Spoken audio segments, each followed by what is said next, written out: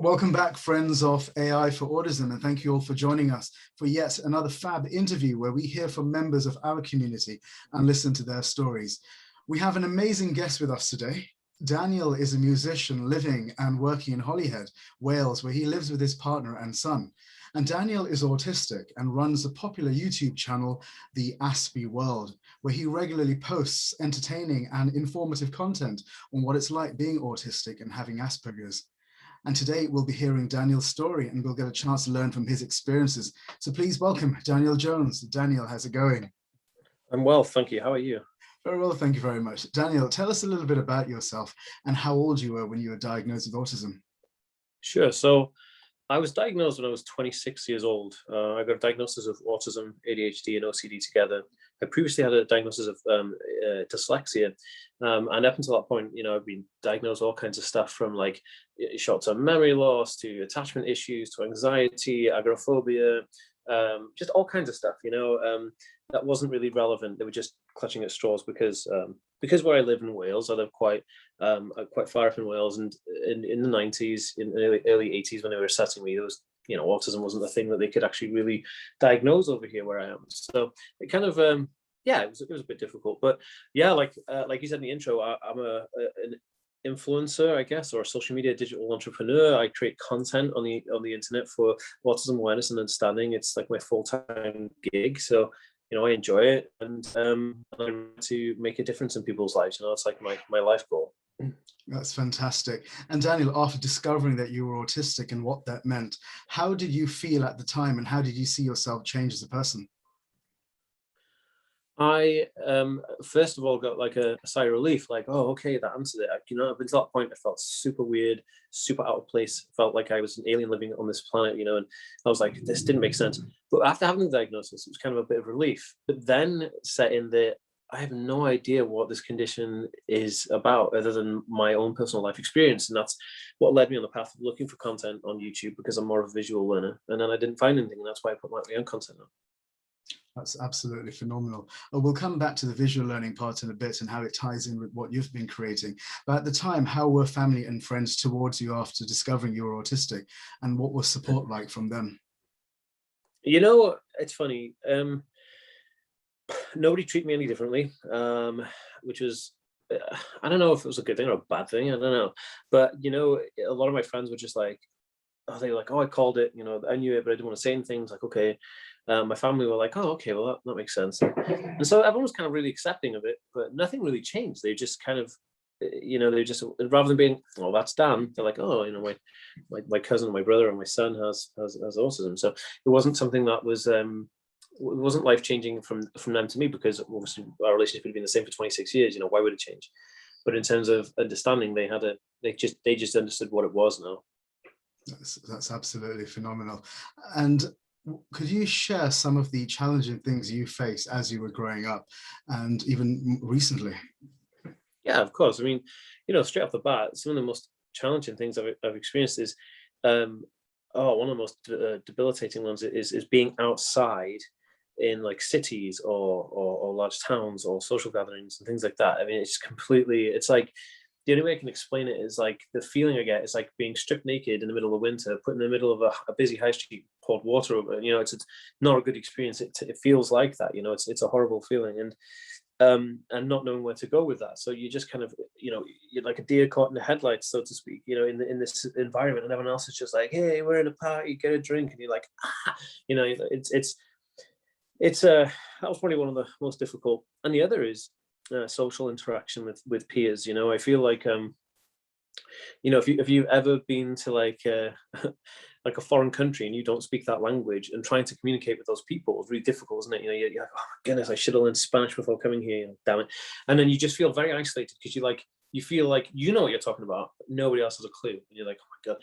And it feels like that talking to the majority of people. It's really difficult. The only time I found relief from this was when I was doing my degree in chemistry. I was around people who were very intellectual, and it was like a breath of fresh air, to be honest with you, because I could talk about complex things that they could keep up with and think about. And I think that is really difficult. It almost feels like I have to dumb down my speech to like my family and my friends, because they're just like, they don't get it, and they get frustrated and I get frustrated because I'm like, well, how, it's just, well, yeah. That's incredible. And what you said right now about communicating on the same level, I know you've got out there and you've been actively raising awareness and created your own YouTube channel, and also tying it in with you being a visual learner. Could you tell us a little bit about your channel, what it's called, and the platform you've created and how it's done? Yeah, of course. So my channel is the Aspie World, which is Aspie World. And I created it as a way to educate people in a fun way and an engaging way, because a lot of the information that was online visually was just really like mundane and depressing. So I wanted to kind of lift that, to make something engaging so someone would want to watch it for a start and then stay watching it. And then at the end, the result would be that they would learn something. That's the premise of what I'm doing. And by learning something, it would potentially change someone's life. So and that's the ethos that I go for. Like, that's everything to do with my channel. And I learned, I did a basic course on like recording video, but I only did a couple of months of that. So I really knew nothing really about cameras or anything like that. But then I taught myself. It took 2 weeks to learn how to film, edit, light, color grade, sound edit, all that kind of stuff. And being a musician and performer, I figured that I would just take on that persona when talking to cameras, and hopefully I'll be engaging enough. And it turns out that was a really good combination. So that's kind of how it all came about, and that's how I create the content. Fantastic. Well, I can certainly say that for myself, that it's really, really engaging content. I've thoroughly enjoyed watching your videos, and when I see the comments and the number of likes and the view count as well, it seems that you've really reached a massive, massive audience. How has that been for you, Daniel? Yeah, we have, so the channel, I mean, on YouTube alone, we have 159,000 subscribers, which is a large number. On Facebook, I got 54,000 followers on Facebook, 25,000 on Instagram, and 10,000 on Twitter. Our mailing list is like, I don't know, 6,000, 6,500. And then my blog gets like 10,000, and my podcast, I've got 200,000 done it, and I'm getting probably between $1,000 to $3,000 per episode. So that's a huge audience, right? And you don't notice it. It doesn't make any difference in your life until I'm at places like the National or the Autism Show, the Autism Convention, where I'm doing a talk. And last time in 2019, when I did the last ones, because obviously pre-COVID, I said to everybody, like, oh, if you want to come over and say hi, just come over. And it was just like this huge queue of like 200 people just disrupting the NSC in Birmingham, and I was like, uh-oh. And it was just this, like, it was really surreal seeing that there. It was quite overwhelming, and some people do recognize me. Like, I was in KFC, and the guy, the manager was like, hey, I know you from YouTube, and it's like crazy to meet you. I was like, hey, okay, thanks. And it does get a bit, annoying. I was in hospital once because of kidney stones, and like, everybody recognized me. Even like the radiologist was like scanning me for my kidney stones, and he was like, oh, hey, he was like, oh, you're the guy my girlfriend loves your videos. I was like, oh yeah, okay, I'm like dying right now. Can you just put me in this like MRI or whatever? And then we went out for dinner, and people behind like, even going to the supermarket, people are like, oh, I eat the videos on YouTube. I'm like, yeah. But so it took me by surprise, I'll put it that way. There are not people who do actually recognize you from online content, which is crazy, since I don't have like a national TV show or anything. The amount of people who know, it's pretty like, whoa. So that is truly amazing, and we're going to come back to that in a bit. But first, you mentioned earlier about some of the experiences you've had being in public places and the responses to different stimulus. Do you have any sensory sensitivity issues? Yeah, I mean, 100%. I have loads. So like, temperature is one that's really big, and a lot of people leave this off. They don't see it as a sense, but it is sensory. Temperature is a huge one. It's not one of the 5 senses, but if you think about being in an environment, how do you interact with that environment? Well, you interact with it through all kinds of things, and temperature is one of the main ones. So, if I'm doing DIY, something, I'm putting something together, which I despise. I despise DIY because instructions are not formal; they're just terrible, and I end up doing it in my underpants and a pair of socks, because like, I get so hot, like I'm so like, oh, and I'm just always quite a hot person, so temperature really affects me. Another example is being in the grocery store. So they've deli counters in grocery stores, and they have open kind of different condiments and things, and they're just ridiculously overpowering, like onions and garlic and vinegars. That sense of smell is so overpowering for me that I have to like really avoid that part of the store, which is obviously not fantastic when you need to go to that side of the store, but just loads of it. Lighting's a huge one, especially strip lighting, which is like flickers quite a lot. It's horrible. And sound sensitivity, I can't concentrate. If there's music on and somebody's trying to talk to me, I can't concentrate. Or like if I'm driving a car and I need to do a maneuver, I'll turn the music off because I can't have the music on. I can't think if I have music playing, So there's a bunch that comes with it. That's absolutely phenomenal. I mean, thank you very much for sharing that. I mean, us as a team at AI4Autism, we're currently raising awareness to build a tool to help people with sensory sensitivity issues, a bit like a Fitbit to help autistic people so we can identify triggers. Would you say a tool like this would have helped you and maybe others who might have sensory sensitivity issues? Oh, 100%, because you're not actively aware of what's triggering you because it's triggering you, right? So you're only concerned with the fact that you need to get out of the situation ASAP. So you don't know. So you can't make a diary. You need a third party to make that diary for you. But if you had a tool that was like recording the data to say, hey, this is what caused the trigger, then you'd be able to look back and say, okay, here are not just trigger causes, these are avoidance tactics that I need to avoid, right?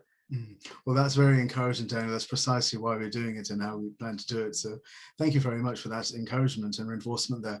This next question kind of ties in. We're approaching the end now almost. And we've got two questions that tie in together. The first one is there a message you'd like to send out to our audience about autism, what it's like to be autistic? And the other one is, Daniel, for you, what is the bigger picture? What are you working towards? Sure. So what it's like to be autistic, or what is it, what's it like to be on the spectrum? It's like being all by yourself in a crowded room. You see everything as it is, everybody's there, but you're completely isolated. So it does become lonely. So if you want to help somebody on the autism spectrum, always reach out with encouragement and try to listen and engage. I know it's difficult sometimes because autistic people can be full on.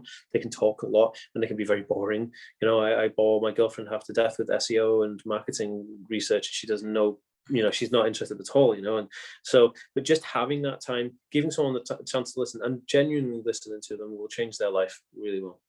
And the bigger picture for me is a twofold, really. I'm trying to create a world that works in an acceptance. So like having access to stores. Like I don't always go to certain stores because they're not autism friendly, right? Just kind of like how a wheelchair user wouldn't be able to access a store if there was no wheelchair access. So currently there's no neurodivergent standard access for anything anyway. You just have to kind of get on it and roll your sleeves up, which is a horrible attitude to have.